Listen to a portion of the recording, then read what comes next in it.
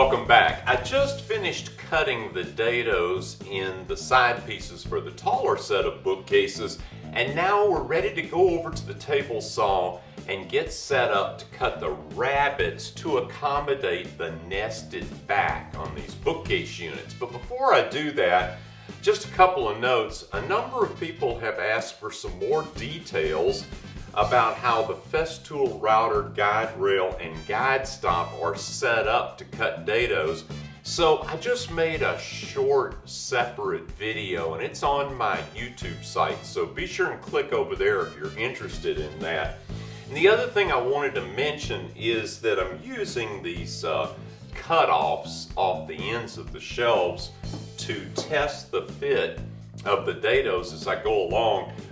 One little thing that you can do is just leave that in there as you're moving from cut to cut, and it'll help keep the dados perfectly lined up. Even though you have everything clamped together, it's always nice to be sure. Well, let's head on over to the table saw and we'll get started.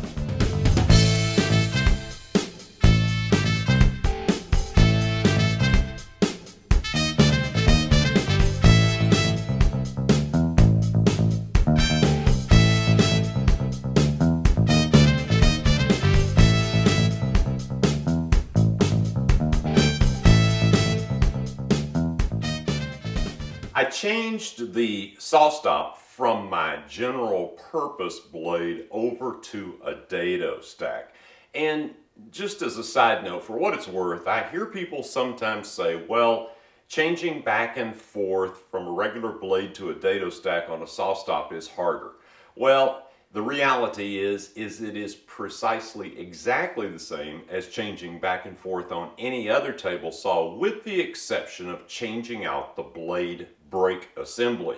And the blade brake assembly, changing from one to the other, is 30 or 45 seconds. So it's really no more difficult to change over to a dado stack in a saw stop saw than any other saw. It's really quite easy. Actually, the entire changeover took me 8 minutes. So after I got it changed over, just to show you the setup here, I've got the dado stack partially buried in a sacrificial fence, and the part that's sticking out to make the rabbit is just a smidge under a ½ inch. And the reason for that is because I'm going to use this ½ inch maple faced plywood for the back.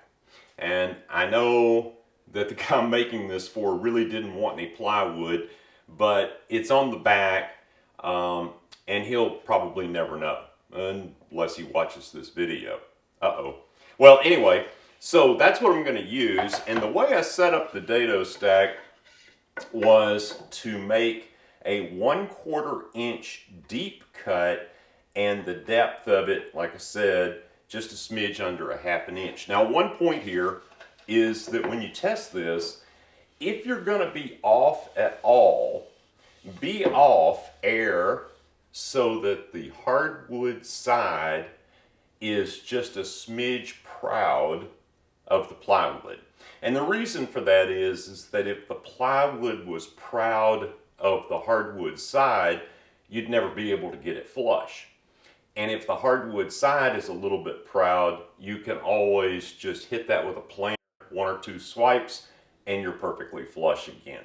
So that's the basic setup. I also took my side pieces and I used chalk to mark the edge that's going to get the rabbit. Wouldn't want to make a mistake at this point.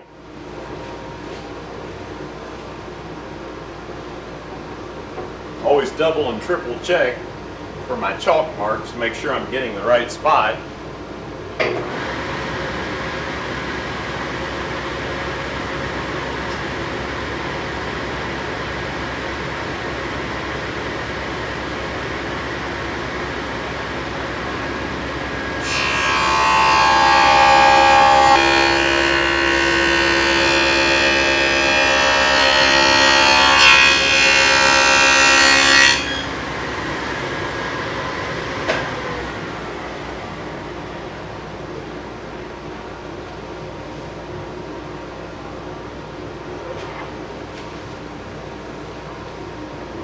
Okay, that looks pretty good. Time to cut the short ones now. They're going to be easier.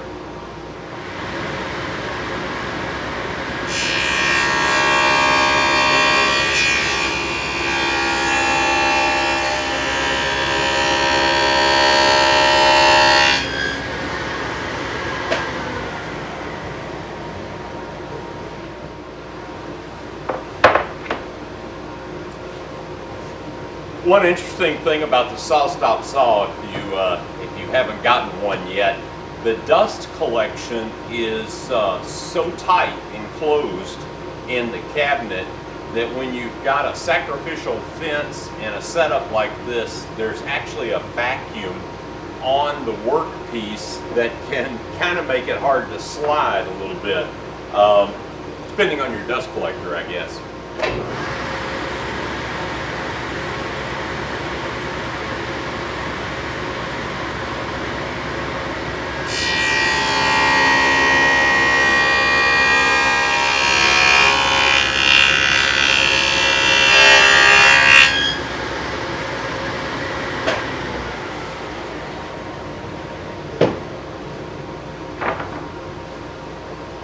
Looks good.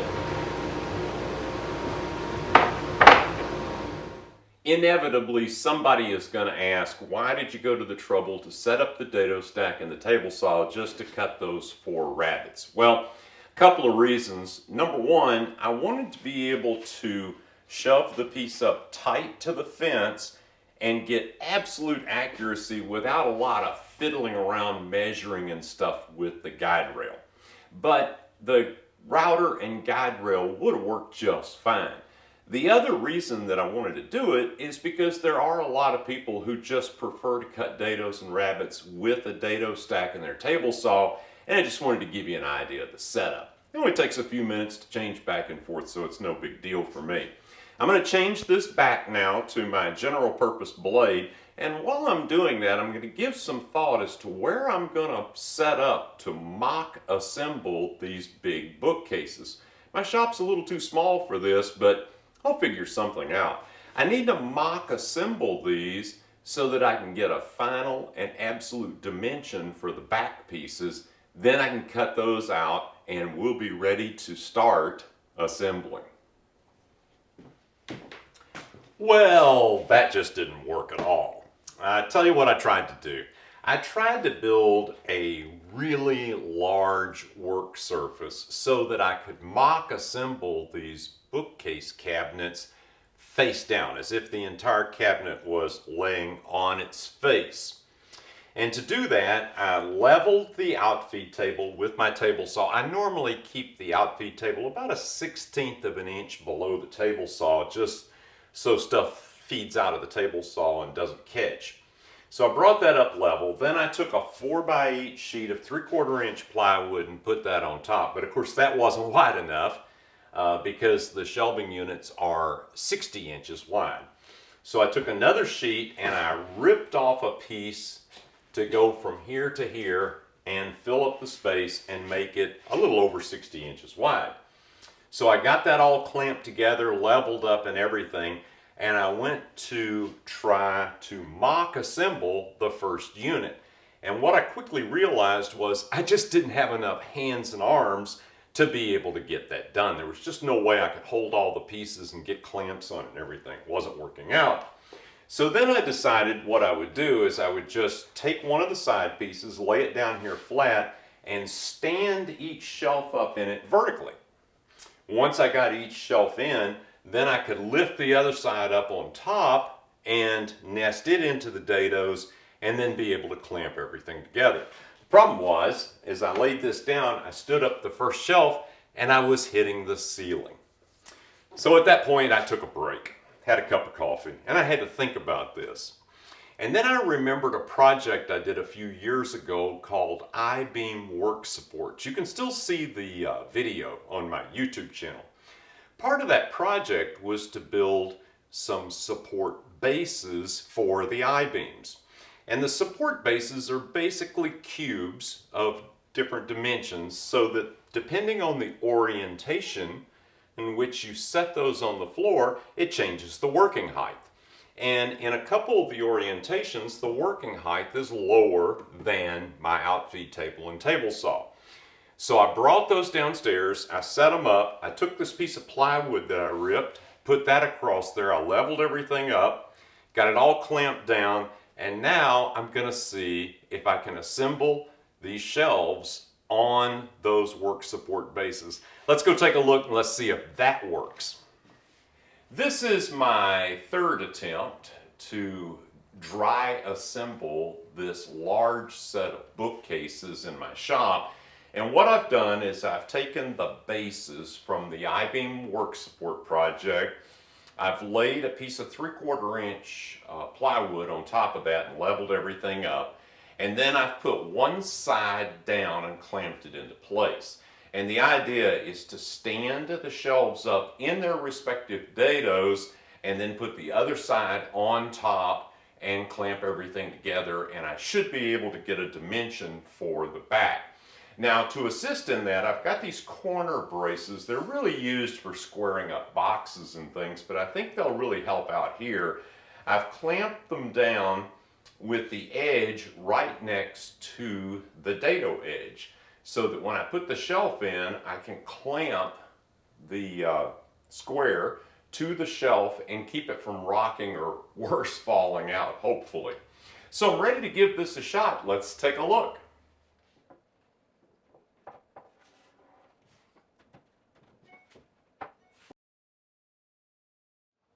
Okay, now one thing that's important to do is to make sure that whatever edge you're trying to get flush is flush before you get too far. And I want the front of the shelf to be exactly flush with the front of the side piece.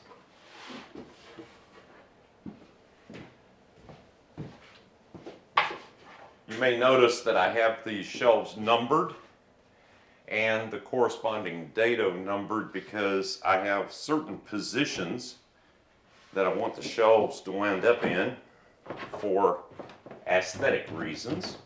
For just a minute.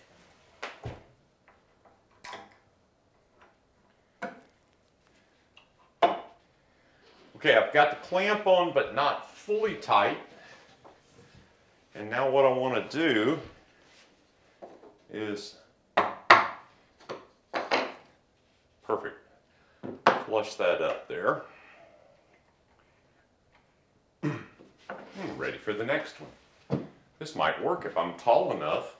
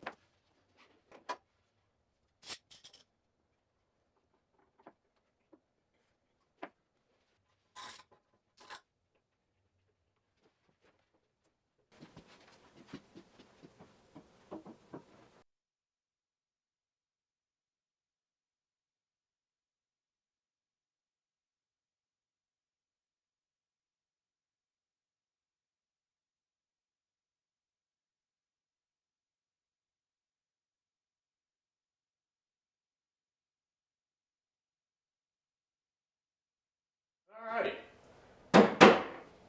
That wasn't too bad at all. Now I can double check this for square by measuring diagonal to diagonal, corner to corner. And once I confirm that it's perfectly square, I can measure for the back pieces. It didn't work out too bad at all. I wish I was about 2 inches taller. The bookcase mock-up assembly is indeed square. Now I've added a couple extra clamps just to make sure it stays there overnight, because I'm not going to be able to get back on this project again until tomorrow. But in the meantime, I'm going to rough cut the back pieces to size. Now the dimensions that I need are 78 inches for the height of the bookcase and 59 inches wide. And of course, I don't have any plywood that's 59 inches wide, and it's just as well, because what I'd prefer to do is do it in two pieces. And I want to do it in two pieces with a rabbet on one piece and a rabbet on the other piece, so the back pieces overlap and we'll have some room for expansion and contraction in the future. So 59 inches, half of that is 29 and a half, and I'd like a 3/4 inch rabbet in both pieces to do the overlap. So I'm going to be cutting these 30 1/4 inches wide. First thing that I want to do is I want to reduce this 1/2 inch maple plywood to length. I'm going to cut about 8 inches off this end to square this up. And the reason is there were a couple of minor little imperfections in the finish on this end and a couple on the other end. So I'm going to have to take some off both ends to get perfect looking pieces. So I'm taking about 8 inches off this end. Then I'm going to spin the two pieces around, still clamped together, and I'm going to bring it to exact length by cutting off the other end. Once they're to exact length, then I'm going to rip them down to a 30 1/4 inch width for two pieces, and then we'll cut the rabbets. So let's get going.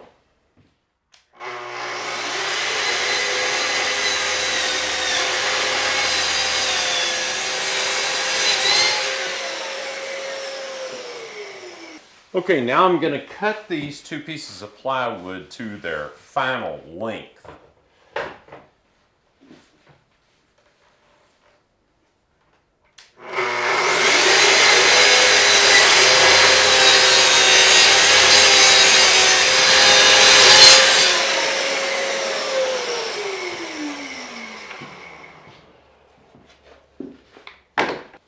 Okay, now just like the length, or the height as it were, when I cut these to width, I'm going to take some off both sides. Again, it's just to absolutely assure that everything is square and to eliminate some spots that are a little bit troublesome that I just didn't like the looks of. But I've got this set, I'm ready to go.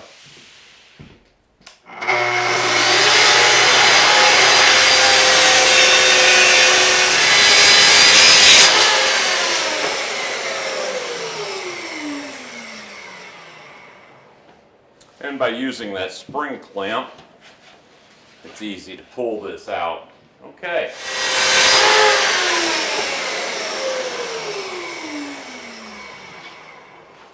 In case you're wondering, I actually have these two pieces of plywood turned show face to show face, hopefully eliminating any splintering because the two show faces are on the inside.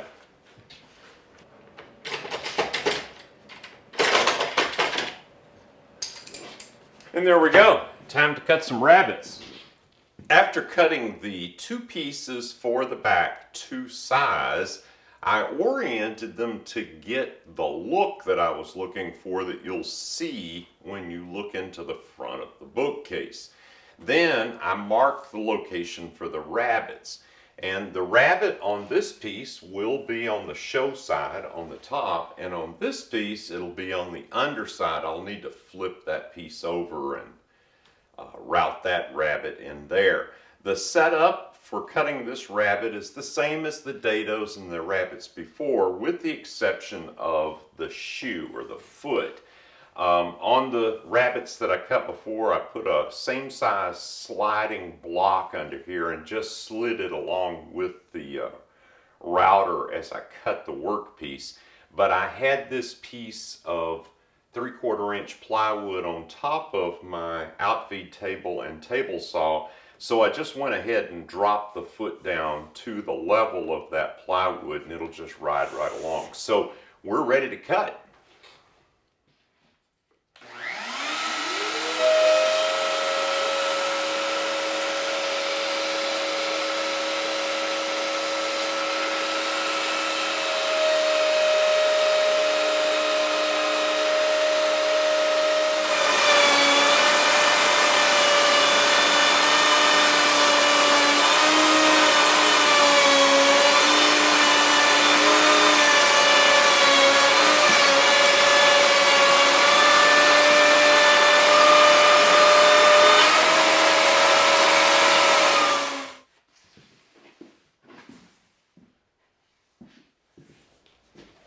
there is a little bit of an edge left here, and there's a reason for that. I used a 3/4 inch router bit, but I wanted to make the width of this rabbet just a little bit more than 3/4 of an inch, so that when I'm fitting the back pieces together, there's a little room, little wiggle room there.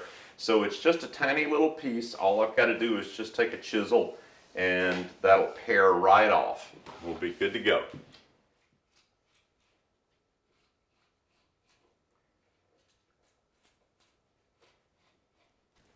Okay, I've got the two back pieces now inserted into the cabinet.